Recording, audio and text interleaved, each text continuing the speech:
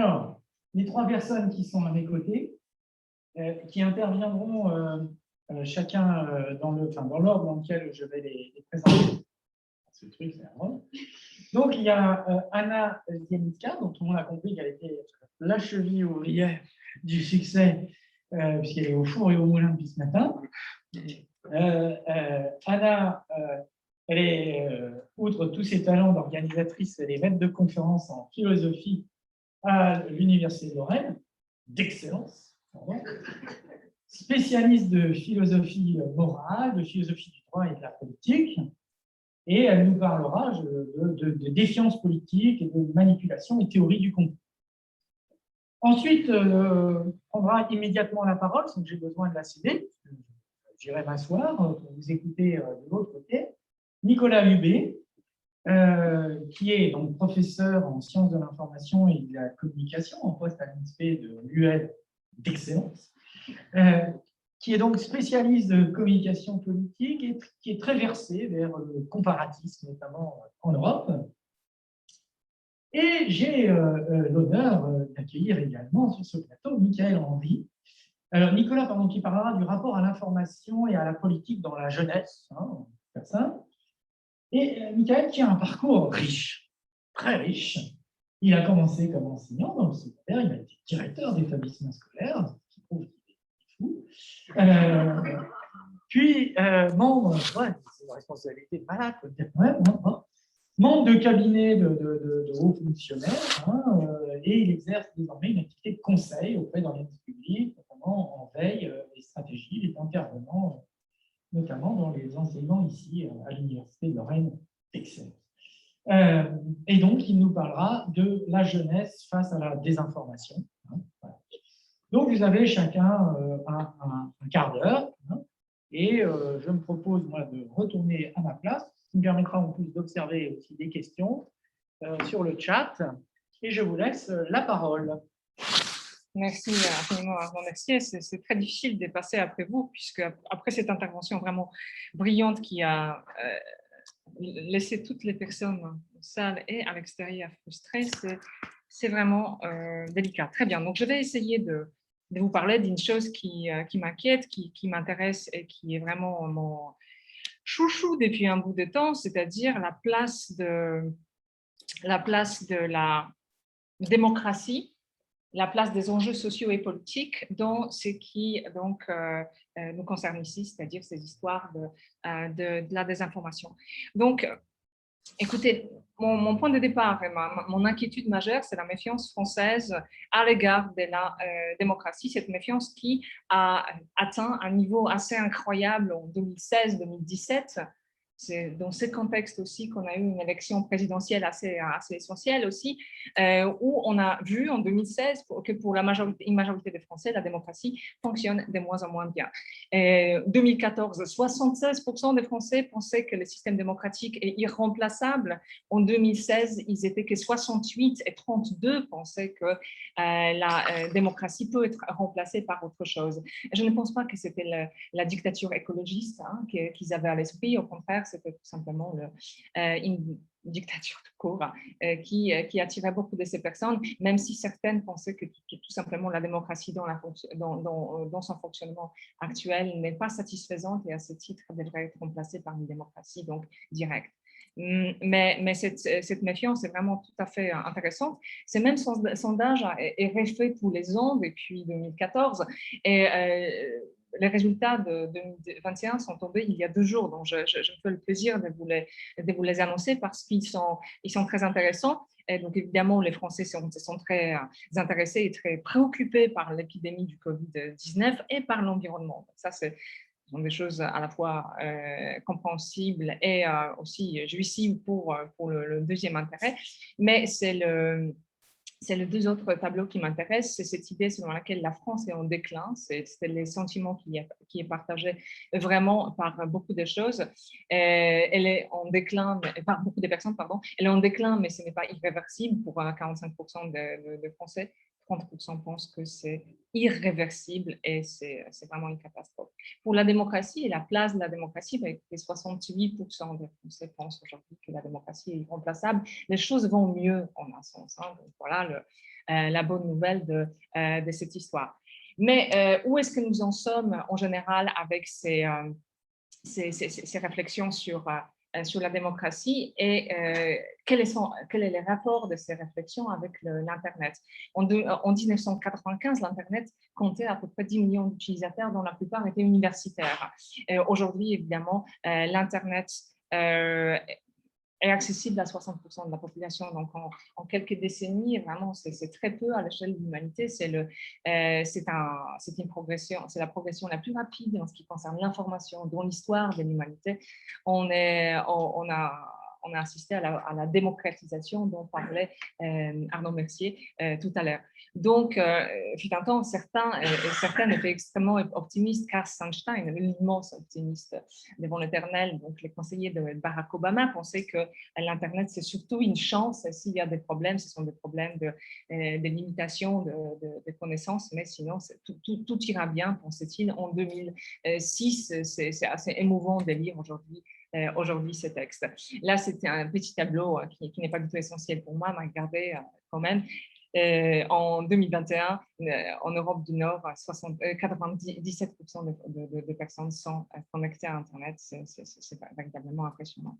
Bien, mais cet Internet donne au public général le sentiment d'avoir un accès vraiment privilégié et personnalisé à tout un ensemble de connaissances dont nous, autant qu'acteurs qui peuvent partager sur Twitter, sur Facebook et sur d'autres réseaux sociaux, nous, en tant qu'acteurs, nous pouvons effectivement affirmer notre autonomie intellectuelle, autonomie morale, etc., etc. Cette autonomie est évidemment assez illusoire. Là, vous voyez une petite photo de la vie de Brian, où effectivement, il y a ces phénomènes complètement illusoires de s'affirmer comme individu. Bien, donc la démocratie dans ces contextes est tout à fait fragilisée. D'une part, et ça nous accompagne au-delà de la désinformation, du point de vue économique, les inégalités ont cessé de disparaître. On vivait pendant une assez longue période où les inégalités, notamment en Europe, ça allait de mieux en mieux. Ce processus s'est arrêté. Hein, donc, l'Internet tombe dans un moment de l'histoire économique où les inégalités cessent de se niveler. Les niveaux de vie, je veux dire, les richesses s'accumulent, et même les richesses, bon, mais les inégalités deviennent de plus en plus flagrantes. Et les inégalités sont aussi des inégalités donc épistémologiques qui concernent les partages d'informations que nous avons du mal à contrôler. Là, je vous cite très rapidement quelqu'un qui est vraiment formidable, c'est une héroïne de notre époque, une journaliste de Guardian, Carole Cadwaladr, qui a découvert l'affaire de Cambridge Analytica. Elle a fait un petit tour dans son village, dans sa ville de naissance, qui a voté majoritairement pour que la Grande-Bretagne sorte de la communauté européenne. Elle a voulu comprendre ce qui s'est passé. Elle a voulu comprendre quels étaient les types d'informations que les gens ont reçues pour voter pour la sortie de la communauté européenne. Et en fait, ces informations, les gens lui ont dit, venaient principalement du Facebook. Le problème du Facebook, c'est que les fils d'informations qui vous sont présentés, ce sont des informations qui n'appartiennent qu'à vous selon tout un ensemble d'algorithmes. Personne ne peut vérifier ce que vous avez vu. Hein. Tous ces référendums, dit-elle, s'est passé sur Facebook, et ce qui se passe sur Facebook reste sur Facebook car vous seul voyez votre fil d'actualité. Il est donc impossible de faire des recherches. Nous ignorons complètement qui a vu, quelle publicité, quel était leur impact et quelles données ont été utilisées pour cibler ces gens, ou même qui a publié ces contenus, combien d'argent a été dépensé ou quelle était la nationalité de cet argent. Facebook, lui, il le sait, mais il ne va pas partager cette information. Donc, cette inégalité, cette violence épistémologique a conduit en Grande-Bretagne à vraiment des questionnements sur la possibilité de la démocratie dans un pays où la désinformation a été tellement majeure qu'un changement historique a été provoqué par cette des informations. Et là, vous voyez un exemple d'une photo qui était extrêmement populaire, la toute première photo, donc celle où les drapeaux brûlent, évidemment, un scandale, le drapeau brûle. Ce drapeau n'a pas brûlé en Angleterre, pas du tout, pas de main de personnes qui soutenaient le fait de rester en Union européenne pour la Grande-Bretagne. C'était un photomontage à partir d'une photo tout à fait différente. Mais c'est ça qui a provoqué évidemment la colère de beaucoup de ceux et celles qui ont partagé cette photo, qui a été officiellement d'ailleurs publiée dans le journal Daily Mail. Donc nous sommes vraiment dans une situation d'urgence épistémologique et il faut garder ça en tête, hein, que la démocratie, ce n'est pas juste la légalité formelle du vote, ce n'est pas juste la protection des minorités. Donc la démocratie, évidemment, n'est pas le règne de la majorité, comme certains peuvent le dire. La démocratie, c'est aussi une recherche des légalités matérielles qui fait disparaître ou qui diminue les sentiments d'exclusion.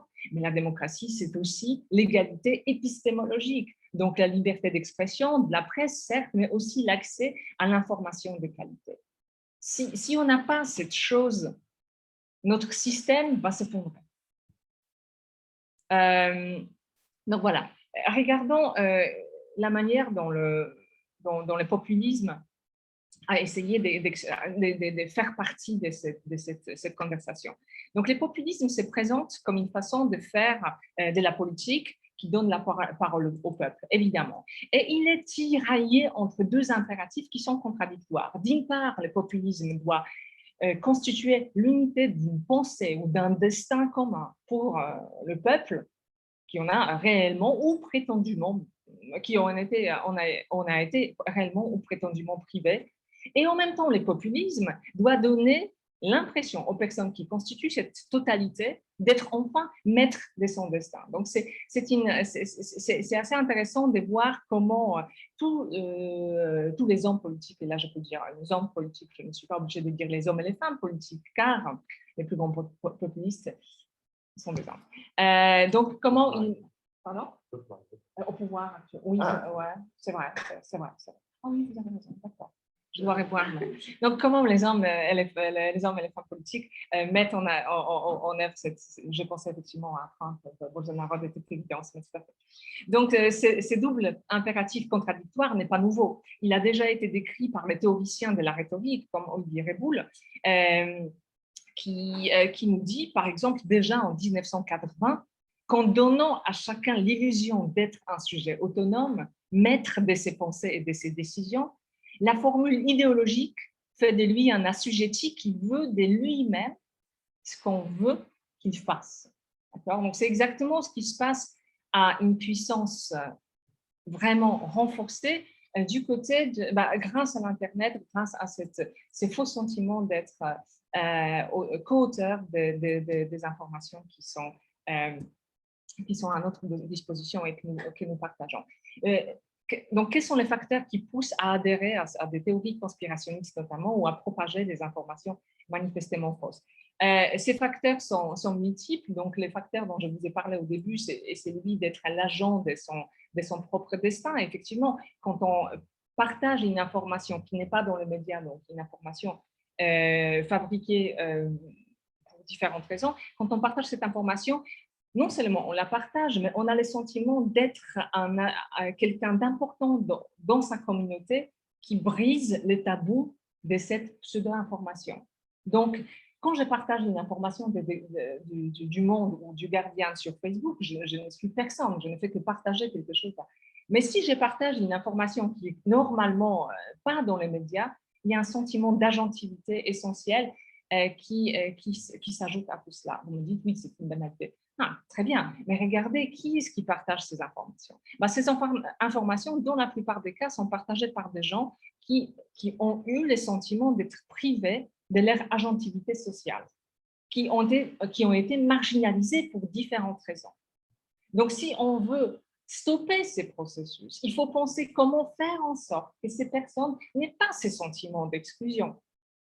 Pour moi, c'est vraiment la chose qui est tout à fait essentielle. Donc, il ne s'agit pas de stigmatiser ces personnes. Même, on a une histoire tout à fait honnête de la stigmatisation des personnes qui ne sont pas intellectuellement tout à fait en forme, pour ainsi dire. Il y a une très jolie histoire racontée par Pascal, c'est-à-dire pas une histoire, c'est une distinction qu'il a proposée, donc une distinction entre les gens qui sont de très grands scientifiques, les gens qui sont des parfaits ignorants, et les pires, nous disait Pascal, c'est ceux qui se trouvent entre les deux. Donc, les gens qui sont sortis de l'ignorance naturelle, donc innocente, et qui n'ont pu arriver à la science réelle, et donc qui se trouvent au milieu. Cela trouble le monde et juge mal de tout. Le peuple et les habits composent le train du monde, et ceux-là, donc les demi-habiles, selon Pascal, le méprisent et sont méprisés. Ils jugent mal de toutes choses et le monde en juge bien. Très bien. Donc, Pascal, je ne sais pas dans quelle mesure il était conscient de décrire un phénomène social, non seulement cognitif, mais aussi un phénomène social d'exclusion. Là, il semble dire que c'est bien que ces gens soient exclus. Moi, je pense que c'est précisément là le problème. Il faut savoir, il faut trouver, notre mission ici est de trouver un moyen d'intégrer ces personnes dans notre communauté intellectuelle. Et quels sont d'autres facteurs qui sont intéressants ici? C'est notamment la maturité. La maturité en général, c'est un élément de la psychologie politique. Effectivement, la partie la plus intéressante de la vie d'une jeune personne est la quête de l'autonomie. Le caractère fondamental de cette recherche de l'autonomie la rend indispensable à toute forme d'interaction future avec le monde. Autonomie et maturité vont de pair. Pourtant, l'autonomie n'est pas un simple besoin psychologique, évidemment. C'est une notion qui a été créée par des siècles de philosophie. Et dans ce processus, il faut penser aussi au rôle fondamental de la reconnaissance sociale dont dépend donc le développement de l'identité personnelle et donc de cette autonomie. Et si l'autonomie apparaît sans que la maturité réelle puisse apparaître en même temps, là, nous avons effectivement ce problème que nous sommes tous en train de développer. Mais la maturité, pour qu'elle puisse apparaître, hein, la maturité précisément, c'est un processus qui s'inscrit dans le temps, elle ne peut apparaître que chez les personnes qui sont socialement reconnues. S'il y a des personnes qui souffrent pendant des années des défauts de reconnaissance, elles ne vont pas pouvoir atteindre la maturité. Et du coup, leur autonomie va être toujours complètement illusoire et pas suffisamment souple pour pouvoir participer au dialogue que nous essayons de développer. Il y a aussi une autre notion qui me paraît ici intéressante et qui concerne, me semble-t-il, les personnes qui sont particulièrement susceptibles de partager des informations fausses ou des théories des complots, ou d'adhérer à des théories des complots, c'est l'injure morale. Hein. Et le psychiatre américain Jonathan Shay, qui a travaillé avec les vétérans du Vietnam, a inventé au début des années 90 cette notion qu'il a tirée des récits de ses patients et des milliards. Et la blessure morale, pour lui, est comprise comme une trahison de ce qui est juste par quelqu'un qui détient une autorité légitime, par exemple dans l'armée, un chef, dans une situation à fort enjeu. D'accord? Donc, elle a des conséquences majeures sur les rapports au monde de la personne. Donc, si la personne a été moralement blessée, donc si elle a été trahie par des autorités, elle a cette blessure morale qui la transforme. Et cette transformation, elle détériore son caractère, ses idéaux, ses ambitions et ses attachements commencent à changer, à se réduire. Ces deux types de blessures morales donc, altèrent et parfois détruisent la capacité de confiance. Lorsque la confiance sociale est détruite, elle est remplacée par l'attente du mal, par l'exploitation et l'humiliation de la part des autres. Donc, gardons ça en tête aussi, puisque ça me paraît tout à fait intéressant. Oui, là, mon temps est coulé. Je vais juste vous dire la toute dernière chose que j'ai trouvée dans les travaux de C.T. Nguyen, un chercheur américain qui travaille sur des choses qui nous intéressent. Il a observé un phénomène que je n'ai pas vu en ces termes, donc je partage avec vous cette information. Il a observé donc la gamification de la sphère publique. La gamification, donc la jeuification, je ne sais pas, la sphère publique devient un terrain de jeu. Parce que dans le jeu, nous savons exactement ce que nous faisons et quelles sont les valeurs Alors que dans la vie normale, les valeurs sont trop riches pour être saisies rapidement et d'une manière directe. Donc, on a l'impression que les choses sont aussi simples dans la vie réelle que sur Twitter ou dans des jeux. Et donc, Twitter, par exemple, rend la communication plus ludique et plus agréable grâce à la possibilité de voir rapidement une victoire communicative. Ce genre de plaisir à quelque chose que nous recherchons par la suite dans d'autres domaines de communication. Nous sommes donc tributaires de ce sentiment de clarté tel qu'il a été créé par des systèmes de communication en ligne. Cela conduit à un autre sentiment, c'est la compréhension intellectuelle englobante. Et de nouveau, voilà, on se trouve dans voilà, on confond deux registres et on a du mal à voir la subtilité, on a du mal à voir ce dont parlait Arnaud Mercier tout à l'heure, c'est-à-dire les contextes et le processus de la production du savoir dans cette sphère publique complètement limitée. Je m'arrête sur ce point. Je vous remercie pour votre attention.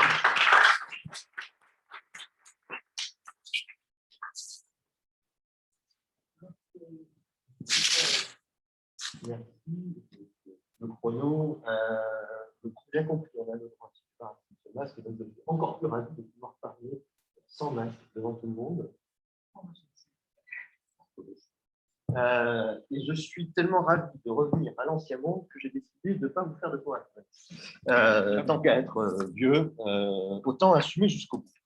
Je vais donc vous parler d'un terrain en cours que j'ai maintenant démarré il y a 2 ans, portant sur des formateurs et des éducateurs spécialisés et leur rapport à l'information.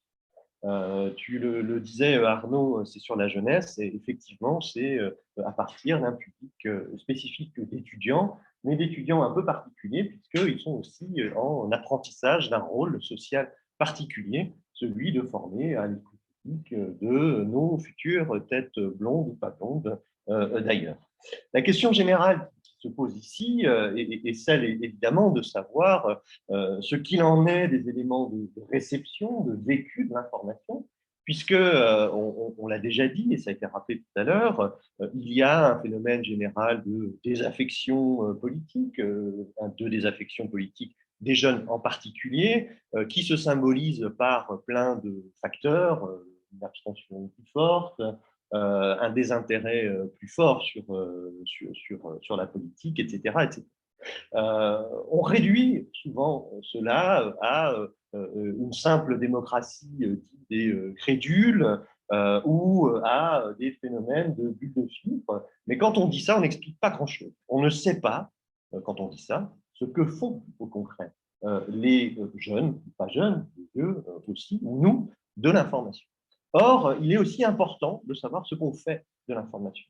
L'information, ce n'est pas un effet puissant qui nous rendrait crédules ou incrédules. Il s'agit de voir sur quoi repose cette confiance. Qu'est-ce que ça veut dire, le mot confiance? Si je vous interrogeais là sur c'est quoi pour vous la confiance dans les médias, je pense que pour chacun, on pourrait remplir des pages et des pages de qu'est-ce que c'est la confiance, qu'est-ce que ça veut dire avoir confiance dans le monde ou pas, etc. Le sociologue que je suis me rappelle quand même qu'il y a aussi des phénomènes de compétences politiques. Alexis parlait de sens caché, mais qui montrait bien déjà que, évidemment, l'accès à l'information est extrêmement éclaté en fonction de catégories sociales, de diplômes, d'effets de diplôme, d'effets de consommation, etc. Il y a aussi, et ça vaudrait le coup de s'intéresser aussi à d'autres publics qui sont systématiquement ignorés. Qu'est-ce que c'est ce rapport à l'information des surpolitisés?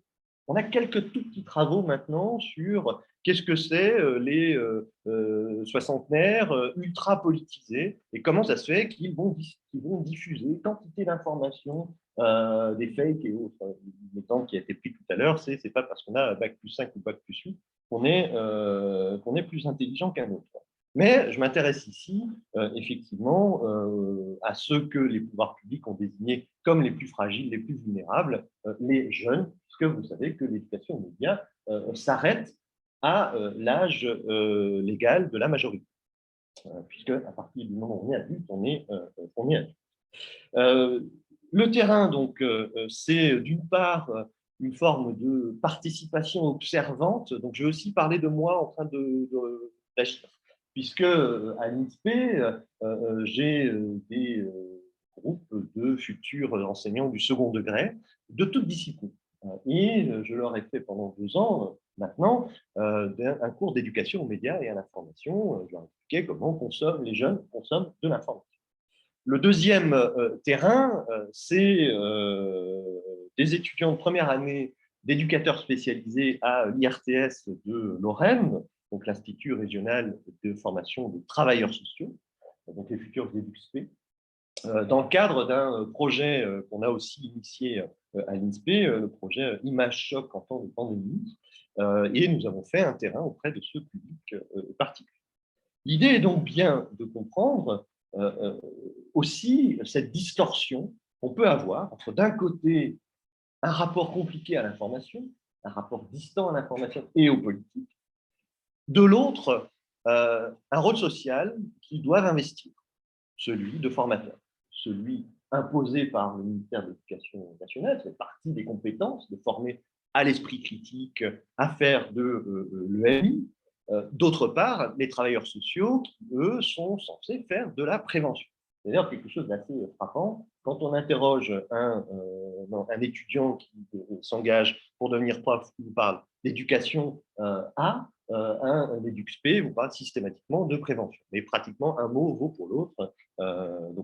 L'enquête, c'est à la fois donc, cette observation, des questionnaires qu'on a pu passer auprès de cette première promotion. Donc, c'est, encore une fois, je m'en explique par avance, des résultats, pour l'instant, très premiers. C'est un premier jet de résultats soumis très largement à votre critique. Je le disais, donc, c'est un public qui a un rapport distant aux politiques et aux médias, plusieurs indicateurs quand on les interroge, notamment à l'IRTS. Est-ce que vous parlez politique à la maison, chez vous, etc. On constate que les premiers cercles où ça parle, mais là c'est un rappel, mais c'est bon de le rappeler aussi, des résultats sociologiques classiques, c'est la famille et les amis. Mais sur 65 étudiants qu'on a pu interroger, c'est un gros tiers. 23 dans le cercle familial parlent tous les jours, 26 plusieurs fois par semaine de sujets d'actualité politique. C'est à peu près pareil auprès de leur cercle d'amis. C'est un peu plus éloigné du côté de leur groupe de classe, lorsqu'on les interroge sur est-ce qu'ils parlent avec leurs collègues de l'IRTS. Là, j'ai quelques données chiffrées du côté de l'IRTS, j'ai plus d'éléments empiriques de mon carnet de notes du côté de l'INSPE. De la même façon, quand on les interroge sur est-ce qu'ils utilisent les médias pour s'informer, les sources régulières d'information, ça ne va pas vous surprendre, c'est la télé et les réseaux sociaux numériques.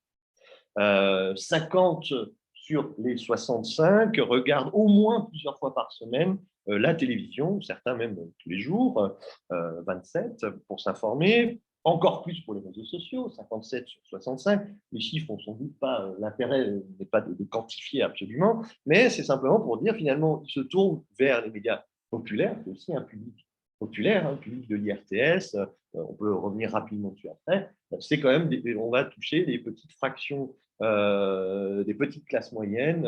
On a énormément de fils et filles, plutôt des filles, d'infirmières, de petits artisans, ou lorsque l'un des parents a une profession supérieure, ça peut être un médecin, etc., la mère est au foyer, donc on n'est pas du côté des couches les plus dominantes. À l'inverse, radio, presse magazine, PQR, PQN sont les lésés de cette pratique. Seulement un petit tiers de ce groupe les consomme plusieurs fois par semaine. Là où c'est intéressant, mais qui nous suppose de nous interroger sur comment on produit des chiffres, qu'est-ce que ça veut dire, qu'est-ce qu'on en fait, c'est quand on leur dit mais est-ce que vous avez confiance dans ces machins et là, le paradoxe, c'est que les résultats sont inversés. Ils n'ont pas confiance dans les réseaux sociaux numériques et dans la télé, alors qu'ils les consomment. Alors que du côté de la presse écrite, ils s'en sortent plutôt bien. La PQR, c'est un petit moitié du groupe qui a confiance dans la presse régionale. Une petite moitié s'intéresse et trouve ça bien, a confiance dans la presse nationale. Un petit tiers aussi, enfin une petite moitié sur la radio. Nous, ce qui nous a surpris, c'est la victime collatérale, c'est la presse magazine. Déjà, on n'y a pas confiance et on ne la consomme pas. Alors là, c'est sans doute peut-être que je suis trop vieux ou que je prends trop le train, mais pourquoi on ne consomme plus, même pas une presse de sport ou autre de télé. Mais en tout cas, ici, il y a une forme de paradoxe, et c'est là où, quand on les interroge, alors sur les réseaux sociaux numériques, ils sont plus des 2 tiers à être inscrits sur au moins 3 réseaux sociaux. Mais ils nous disent, et ça va être important pour la suite, je n'ai pas tout à fait confiance aux informations transmises parce qu'ils ont parfois tendance à parler trop vite sans prendre de recul. Ici, une femme de 20 ans à l'IRTS. Alors, je vais revenir dessus parce qu'en démontant ça, c'est intéressant sur un deuxième point qui, moi, m'interroge, et on a déjà évoqué, c'est pensée critique et critique. À partir de quand former à l'esprit critique, ce n'est pas former à la critique. Et comment ce public très particulier, donc, dont le rôle est d'éduquer au rapport critique, a un rapport lui-même critique aux institutions qui sont là pour dire des choses. Alors, ils ont un rapport évidemment très personnel et par devers soi de l'information. Et là encore, on retrouve ce qu'on sait de la socialisation politique et du rapport aux politiques. C'est parce que j'ai joué aux jeux vidéo que je pense que tout ça, c'est de la connerie, me dit un professeur d'art plastique. La PQR, la presse régionale, au moins, je peux vérifier si c'est vrai. Je peux vérifier est-ce qu'il y a une manifestation ou pas. Et donc, là, je sais qu'ils ne disent pas trop de conneries. Mais par ailleurs, quand on leur dit sur quoi vous parlez, à l'IRTS, ils parlent de sujets qui sont parfois très détonnants. Ils parlent des féminicides, ils vont parler de la lutte contre l'homophobie, des sujets très woke et islamo-gauchistes, alors même qu'ils ont un rapport très distant aux politiques. Mais c'est sans doute parce qu'il y a un islamo-gauchiste qui les a formés eux-mêmes pendant cette séquence sur ce sujet-là. Quand je dis rapport à la pensée critique et critique, c'est que ce que j'ai dit, ça va être très réflexif comme propos. C'est l'islamo-gauchiste qui s'est retrouvé sur un site d'extrême droite que je suis qui vous parle. Donc, premièrement, parmi les joueurs suspects, et qui est vraiment compliqué sur qu'est-ce que ça veut dire l'éducation aux médias, c'est le doute sur la propriété des médias. En effet, lorsque, c'est le classique qu'on fait d'ailleurs en EMI, on va récupérer la carte d'Archimède, qui est très très bien faite, qui montre très bien, qui visualise ce que c'est l'effet de concentration des propriétaires dans les médias. Et ça devient, évidemment, les médias sont contrôlés par une poignée de milliardaires, il est donc important de ne pas croire à tout ce qui est dit. Et donc, les journalistes sont tous mis dans un même sac, mais ça commence à devenir compliqué à analyser avec eux, parce que quand on les fait réfléchir sur qu'est-ce que ce serait une bonne information, qu'est-ce qu'ils attendraient d'une bonne information, on a des vrais problèmes cognitifs sur qu'est-ce que c'est une ligne éditoriale et le rapport entre objectivité et engagement. On reproche dans le même temps aux médias de dire tous la même chose, mais en même temps d'être trop politisés et donc précisément de ne pas nous dire tout le temps la même chose. Donc, comment se débrouiller avec ça? Puisque quand je regarde Valeurs Actuelles, je ne dis pas la même chose que quand je lis Libération ou quand je lis la presse quotidienne régionale. Donc, c'est bien qu'il y a un loup. Et c'est toujours sur ce truc, il y a un loup, donc c'est flou, donc il ne faut pas les croire. Autre exemple, et là, ça m'a assez surpris, un doute sur le contrôle et la régulation des médias. Avec des professeurs d'art plastique, on a beaucoup discuté, du coup, dans les phénomènes de panique morale, sur faut-il réguler les jeux vidéo, faut-il réguler les films, les dessins animés, les mangas. Mais dès qu'on met du contrôle, dès qu'on met une institution pour contrôler, c'est de la censure. Et ils vont, à juste titre, aller chercher ce que dit le CSA de ces règles et comment il peut contrôler les médias pour nous dire, mais regardez, cet objectif, c'est son rôle au CSA de nous empêcher de dire certaines choses. Un peu plus compliqué que ça, mais il faut leur faire, du coup, ce qu'ils n'ont pas dans leur formation, un cours de qu'est-ce que c'est une institution, qu'est-ce que c'est une autorité administrative indépendante, comment ça fonctionne, comment ils sont nommés, etc., etc. Et donc là, on n'a déjà pas le temps de le faire. Mais moi non plus, j'ai plus le temps pour rentrer dans les détails, le temps leur passe. Dernier élément, la question de la vitesse de circulation de l'information. Et là, je peux vous dire que c'est parfois très surprenant, un rapport critique à l'information. On va trop vite, BFM, France Info, etc. On nous dit tout et n'importe quoi, on ne réagit plus, on ne réfléchit plus 3 fois, on ne tourne plus sa langue cette fois dans la bouche avant de parler. En soi, c'est plutôt un bon rapport à l'information. Sauf que quand on les interroge en disant « vous pensez à quoi ?» On nous dit « mais regardez les événements du Capitole ». Je fais court 2 semaines après la prise du Capitole par certains Trumpistes. Et on dit « mais quand même, on a tout de suite dit que c'était un coup d'État ». Ce n'est pas un coup d'État. La définition d'un coup d'État, déjà, un coup d'État, ça n'a pas beaucoup de temps, c'est effectivement un coup. Et puis, d'autre part, quand on tente de marcher sur les institutions légitimes, on peut appeler ça un coup d'État. Et ce qui est revenu juste après, quelques jours après, c'est quand il y a eu l'emprisonnement en Birmanie d'Aung San Suu Kyi. Là encore, on m'a dit, ouais, mais quand même, on n'a pas le droit de dire que c'est un coup d'État. Alors là, je suis vraiment tombé de ma chaise, surtout quand c'était des profs d'histoire géo qui me disaient ça. Alors, 2 solutions, ils sont mal formés, ils sont crétins. 2, ils ont un rapport très critique, très politisé à l'institution. Sans doute que la réponse, elle est du côté du 3 sur qu'est-ce qu'on fait de ce rapport critique à ce. Dernier point, et j'habiterai 10 minutes, il y a toujours une dissonance cognitive, parce qu'une fois qu'ils ont ce rapport distant, ils sont impliqués dans leur rôle. Par exemple, en travaillant avec un public vulnérable, nous devons être capables de nous expliquer comment traiter les informations qu'ils entendent à la télévision ou voient sur Internet. Il serait donc important de leur expliquer que certaines informations peuvent être fausses, qu'il ne faut pas qu'ils prennent à cœur tout ce qu'ils entendent. Les jeunes et les personnes en situation de handicap intellectuel ont souvent tendance à réagir comme cela. Notre devoir sera donc de leur expliquer comment prendre l'information, comment réagir face à celle-ci. Ici, c'est une citation donc, de cette personne, de cet aîné qui explique qu'il faut éduquer les jeunes, d'une femme de 18 ans à l'IRTS. Donc, on voit bien qu'elle est déjà complètement musclée dans son rôle social attendu. Ce qui est très intéressant, c'est qu'elle a bien compris et qu'ils ont tous, à peu près, ils partagent tous l'idée, il y a un problème avec les techniques. Il y a un problème social lié à cette circulation d'informations, etc., etc. Par exemple, lorsqu'on les interroge sur un rapport à Hold Up, là, pour le coup, après tout ce qu'ils viennent de dire, il n'y en a aucun qui dit avoir trouvé ce truc intéressant. Parce que quand même, il s'agit d'éducation à la santé et c'est leur rôle de prévention et donc on ne déconne pas avec la santé et il y a eu suffisamment de doutes. Donc quelque part, les institutions légitimes ont encore un sens.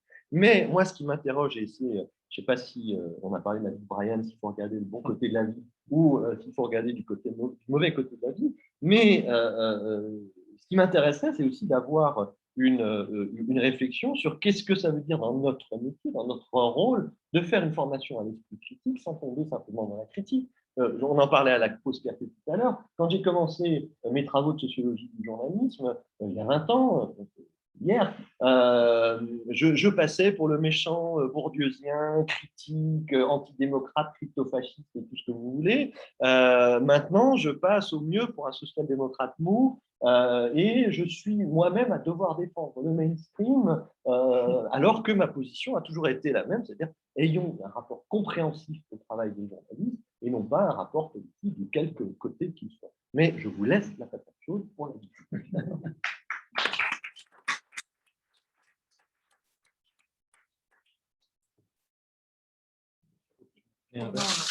Non, ça passe.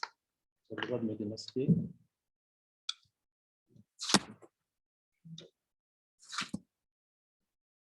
Voilà.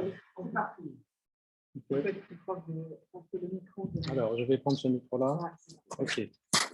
On va faire un montage.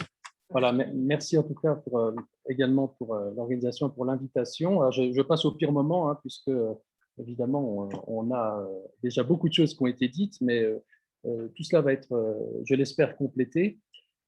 Par mon propre propos, je vais m'intéresser au public spécifiquement scolaire, qu'on parle beaucoup du post-bac, mais je vais parler du pré-bac. En gros, on va dire l'équivalent des collégiens et des lycéens, ce qui commence à la préadolescence et ce qui va aux jeunes majeurs, jusqu'aux jeunes majeurs. Parce qu'on a là un public qui est évidemment intellectuellement pas encore mature, parfois même après, donc en cours de maturation, en cours d'autonomie, on va parler de l'autonomie. Et ce qui est intéressant, c'est qu'il y a un certain nombre d'enquêtes qui ont montré ces dernières années, des enquêtes petit peu qualitatif pour essayer de voir sur les théories du complot, sur le complotisme, quelles étaient les grandes thématiques, non seulement les grandes thématiques qui étaient les plus représentées et pour lesquelles il y avait le plus fort taux d'adhésion chez ces jeunes-là, mais également des enquêtes comme celle de la Fondation Jaurès Conspiracy Watch, et la dernière en date de 2019, donc avant la pandémie, où on avait déjà des choses sur les industries pharmaceutiques d'ailleurs à l'époque, les traditionnels Illuminati, les Illuminati qui sont extrêmement réputés et qui sont une croyance assez coriace chez les publics scolaires. Et ce qui est intéressant dans cette dernière étude, c'est le fait, il a été dit, même si ça n'est pas un rempart, en gros, plus on est vieux et diplômé, et plus on est quand même protégé des théories du complot. En tout cas, il y a une adhésion qui est un peu plus limitée. Et inversement, c'est-à-dire qu'il y a une concentration assez forte au niveau d'adhésion en ce qui concerne les jeunes non insérés.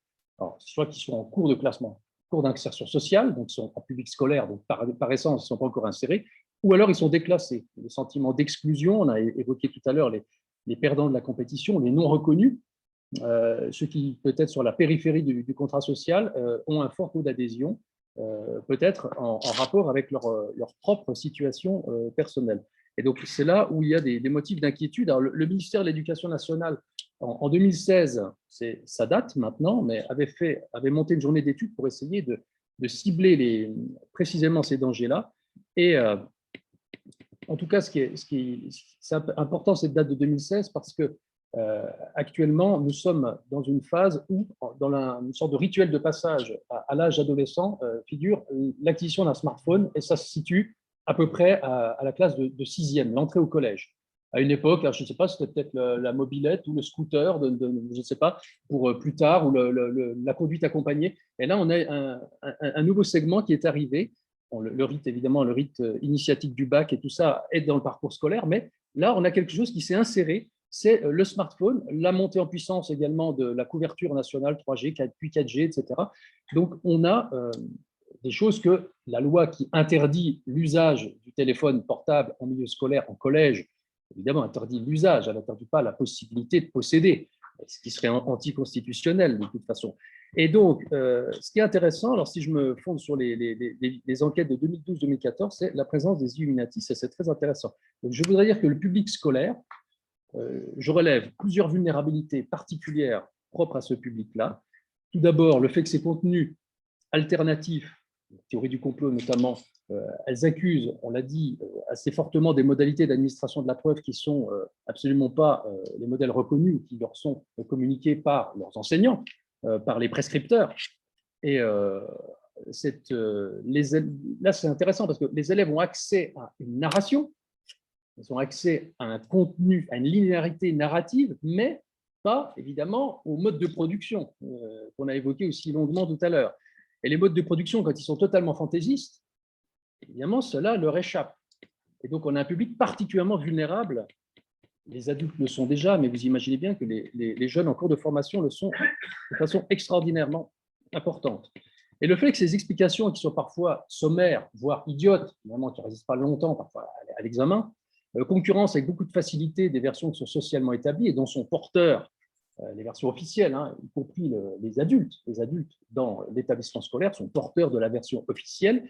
Il y a quelque chose, je ne veux pas résumer l'adolescence à quelque chose de transgressif, mais il y a quelque chose d'un peu transgressif à l'idée d'aller inquiéter les évidences qui sont portées par ceux qui transmettent le monde, en l'occurrence les adultes, et l'éducateur, l'émancipateur, eh bien, il se trouve dans cette difficulté-là, qui est celle de transmettre un monde auquel on n'adhère pas forcément. Le jeune, le public scolaire adhère donc à une expérience qui est narrative, qui peut être jouissive. On a parlé du plaisir tout à l'heure, il y a un plaisir aussi à comprendre pour une fois ce monde complexe. Et c'est aussi une expérience sociale qui peut être, pardon pour le jeu de mots, mais à la fois confortable en termes de digestion mentale, c'est facile, mais en même temps confortante. On a beaucoup parlé des biais de renforcement et de ces bulles informationnelles qui ne sont pas que des bulles informationnelles, mais qui sont aussi des zones de confort et des sentiments de groupe. Moi, je comprends un monde que j'ai accès à une vérité sur le monde qui est certes alternative, mais qui me va bien. Et la tendance à confirmer ses croyances et la forte réticence à les infirmer, c'est aussi l'effort minimal. Et nous avons là une véritable geste de la sécession sociale à moindre coût cognitif. On fait rentrer la réalité à toute force dans un scénario prépensé, et ça, c'est extrêmement puissant. Et j'évoque aussi en termes de vulnérabilité pour ces jeunes-là, une dimension que je qualifierais de quasi-cathartique dans cette quête de l'autonomie. Il y a comme, vous savez, les contes pour enfants. Le créateur des zèbres n'avait pas assez de peinture, donc il a fait que des rayures. Le conte étiologique, on est là-dedans. Là, on est sur un conte étiologique, mais restreint. On a un tuto de la vraie vie alternative, un petit tutoriel, une sorte de pitch étiologique qui nous explique le monde à sa façon.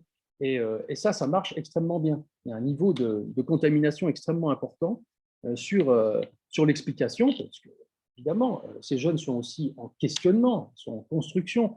Et si on reprend, je ne sais pas, parfois on pourrait convoquer l'anomie durkheimienne sur cet aspect-là de la vie, ce problème, cette crise que peuvent rencontrer les jeunes en situation de construction, et se dire que là, pour le coup, il y a quelque chose de rassurant. Se dire que la Maison-Blanche est gouvernée par des reptiliens, ça soulage de quelque chose, ça enlève un poids par rapport à l'illisibilité du monde. Et je voudrais également, je ne peux pas passer sous silence, c'est mon deuxième point, la vulnérabilité du système éducatif. Parce qu'on parle de vulnérabilité du public, mais le système éducatif lui-même est extrêmement vulnérable. Faut oublier qu'on parle là d'une institution scolaire qui est maintenant à plusieurs siècles, qui fonctionne, qui a été conçue comme une forme de corporation et qui finalement n'est pas tellement à l'aise avec les notions de risque, voire les notions de menace. C'est quelque chose qui n'était pas dans la culture maison. Et je ne dis pas qu'il a fallu attendre février 73 et l'incendie du collège Pailleron pour se soucier des évacuations incendie, mais un petit peu quand même. Tant que le feu n'a pas parlé, que le sang n'a pas coulé, il ne se passe pas grand-chose. On n'est pas sur une institution régalienne, on est sur une institution du temps long qui a eu un monopole pendant longtemps sur la transmission des savoirs et sur la conservation des savoirs savants didactisés que vous produisez et qui sont transmis aux générations montantes. Eh bien, ce lieu-là n'est pas à l'aise avec cette idée du risque. Il y a 6 ans, 12 jours après le Bataclan, un texte de l'Éducation nationale précise la mise à jour des plans particuliers de mise en sûreté, PMS.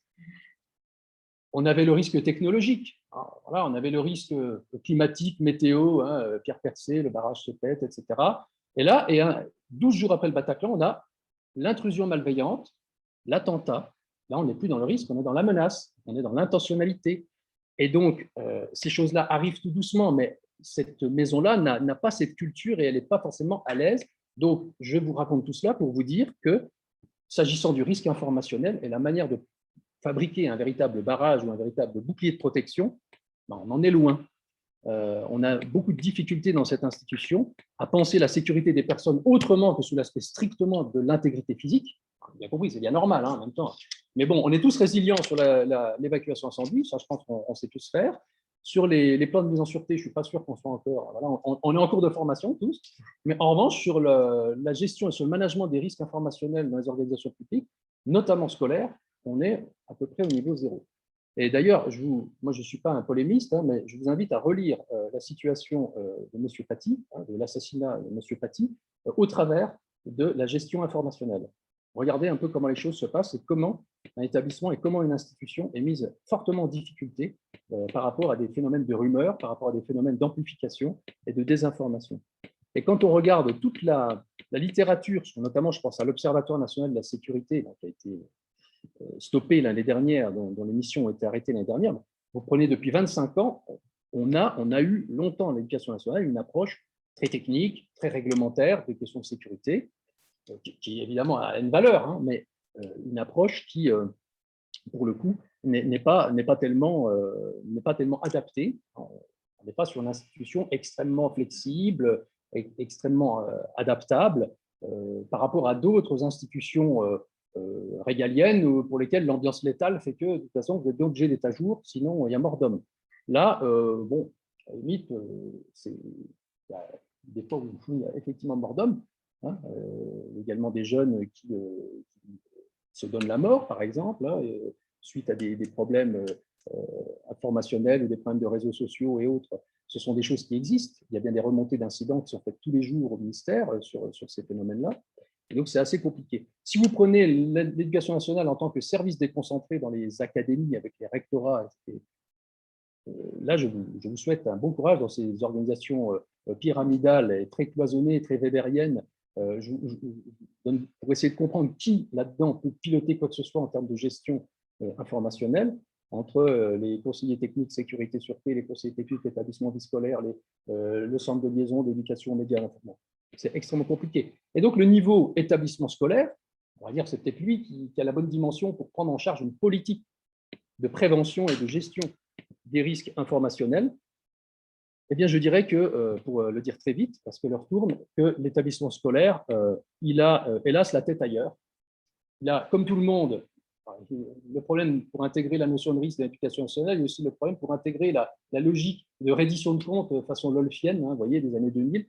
Donc, en fait, il est toujours avec ses contrats d'objectifs, il est toujours là-dedans. Donc, le niveau de diplomation, l'insertion, etc., il est plus là-dessus, pour lui faire comprendre que le risque informationnel, c'est une composante majeure et qu'il devrait s'équiper pour former les équipes. Eh bien, là-dessus, il y a une... Il faut le mettre dans le contrat objectif. Mais comment faire en sorte, voilà. C'est ça. Et quand vous voyez le conseil d'évaluation de l'école qui est installé depuis peu de temps, c'est une nouvelle instance qui est installée pour évaluer la performance du système éducatif à travers les établissements scolaires, avec l'évaluation interne puis externe, confrontation des deux, eh bien, à aucun moment, mais j'ai consulté les documents, y compris, j'ai eu accès à des documents qui ne sont pas publics de cette instance, rien, mais strictement rien, ne comporte des éléments sur les notions de risque, de menace, et de risque informationnel, encore moins. Donc, le PLE, donc l'établissement public local d'enseignement, a d'autres obsessions. Il y a PISA, je ne sais pas, il y a des choses qui le travaillent. Mais en tout cas, les vulnérabilités ne sont pas du tout à l'ordre du jour. Et puis, la question de l'enseignant qu'on a évoquée précédemment, l'enseignant se retrouve un peu tout seul dans cette affaire-là. Donc, ça va être une affaire un peu de spray and pray. On va en mettre partout, puis on verra, ça marchera bien quelque part. Voilà, on va faire un pari sur la pensée magique. Donc, effectivement, très important. L'éducation aux médias, évidemment, et à l'information. L'EMI est très souvent qui, dans ses contrats d'objectifs, dans ses projets d'établissement, met en avant ces choses-là. On dit ça, c'est un truc, le seul formé là-dedans, l'infodoc, on va dire, c'est le professeur documentaliste. On va dire c'est un truc de prof doc, et puis il va se débrouiller avec tout ça. Mais comment ne pas former les équipes entières pour avoir le même niveau de connaissance, pour avoir une approche non plus fragmentée, un petit cours de fact-checking par-ci, par-là, mais comment avoir effectivement quelque chose de cohérent entre les adultes de l'établissement, ça, c'est une autre paire de manches. J'en suis vraiment bien désolé de le constater. Il y a le morcellement d'une réponse, voire des incohérences. C'est comme si chaque adulte disait pour la sécurité incendie, bon, je crois qu'il faut aller par là-bas, chacun forme un peu à sa sauce ou ne forme pas. Et puis le jour où ça sonne, on voit bien ce que ça donne. Est-ce que nous n'acceptons plus pour l'intégrité physique? Et Pailleron, je parlais de Pailleron, c'est 16 mineurs qui sont décédés, et 4 adultes.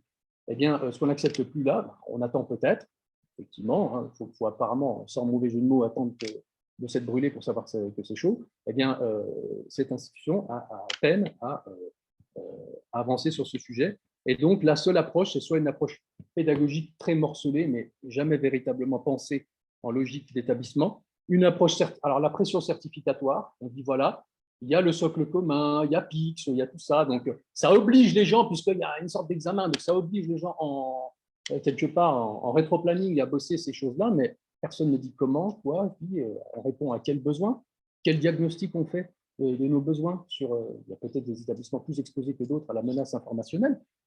Non, en fait, c'est un impensé du système éducatif, voire un refoulé. Et donc, j'en termine, parce que pour moi, la seule solution, c'est la solution qui passe notamment par la cohérence des adultes. Donc, c'est une solution, pardon pour le terme, en organisation publique managériale, dans le bon sens du terme.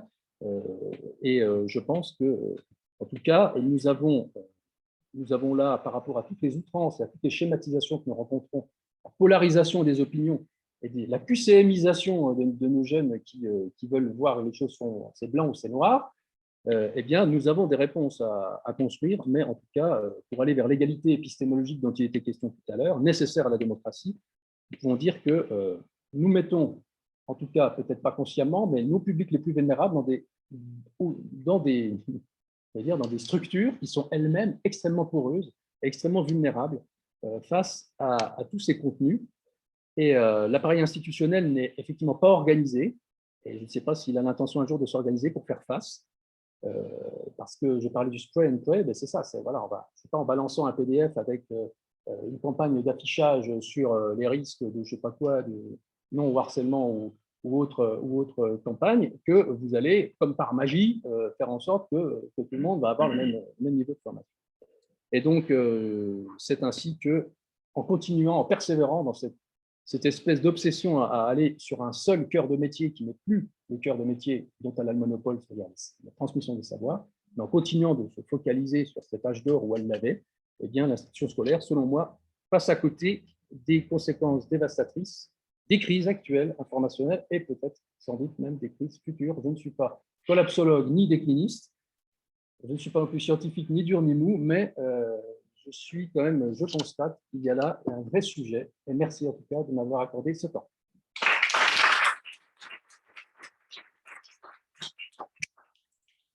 Bien, merci. Je pense que c'est fascinant. D'abord, oui. À la développement. Oui. Il m'a semblé que pendant 4 ans, il y avait des gens qui avaient un cerveau reptilien, non dans l'enseignement. Donc, moi, il y a plusieurs remarques. Alors, sur le chat, en fait, c'est très bien d'ailleurs, il y a des informations qui sont transmises, des collègues qui parlent entre eux, qui donnent des informations, donc j'invite les uns les autres à les regarder. Il y a aussi au moins une question à nouveau de rapport. N'est-ce pas, à chaque enseignant d'apprendre à l'élève les doutes, l'hypothèse, la vérification et les pièges de l'argumentation. Sans doute la réponse est oui, mais en même temps, il faut être formé à ça pour pouvoir le former. Donc, à mon avis, ça répond quand même aussi d'une logique institutionnelle. Moi, si vous voulez bien, pour lancer un petit peu la discussion entre vous, j'aurais une question dont j'aimerais avoir la réponse du 3. Je suis frappé par le fait qu'on peut avoir une certaine tendance à considérer ces problématiques d'influence de la désinformation comme étant une problématique exclusivement individuelle, au sens où on parle beaucoup, voilà, il a vu ça sur Facebook, il a vu ça là, mais il y a eu de l'auto-radicalisation dans le domaine de l'auto-radicalisation terroriste, par représentation de YouTube sans avoir jamais été approché par Daesh dans un premier temps, enfin, etc. Sauf que je m'interroge quand même sur la dimension collective de la part alors, ça a été pas un petit peu abordé, mais si vous pouviez chacun reprendre un petit peu de focus sur la dimension confrontation ou confortation, je ne sais pas justement, avec les pairs. Par exemple, ces petits camarades dans la classe, est-ce qu'il y a des phénomènes collectifs? Est-ce que certains éléments de désinformation qui plaisent, qui sont liés à des formes d'intoxication collective? Est-ce que c'est vraiment chacun individuellement qui est juste friable, etc. Alors, il y a quelqu'un qui rappelle cette publication dans Science, dont j'avais pour ma part mis en doute quelques éléments de méthodologie, mais qui étaient quand même intéressants sur les partages sur Facebook aux États-Unis. En fait, c'est les plus âgés qui partageaient. Il y avait aussi un élément de variable cachée, c'est-à-dire que la partie des âgés qui étaient là était très conservatrice et républicaine, donc c'était aussi ceux qui, pour des tas de raisons, avaient des intérêts politiques à partager. Donc, c'est à mon avis. Cette étude présentée comme, à partir du moment où il y a une corrélation d'âge, si vous c'est les vieux et pas les jeunes, me posait problème, parce qu'à mon avis, il y a d'autres variables qui sont associées à ça. Mais notre internaute a raison de rappeler qu'il ne faut pas stigmatiser les jeunes pour les jeunes, et que ce serait une maillon faible, et que tout le monde est vertueux de ce qu'il y a. Donc, est-ce que vous identifiez, comment vous identifiez la part du collectif de la vie collective, du sentiment de communauté dans ces facteurs de diffusion ou pas.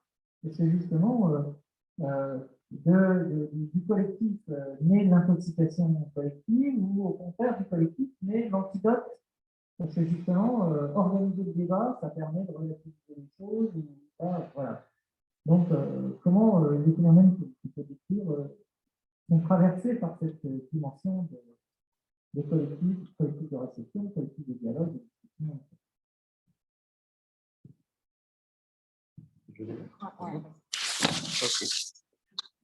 Merci pour ces remarques qui me fait préciser des points que j'avais notés. C'est-à-dire qu'on retrouve ici effectivement ce qu'on oublie trop souvent avec cette espèce de pensée magique du numérique, qui est le continuum entre la vie en ligne et la vie hors ligne. On ne vit pas déconnecté du réel.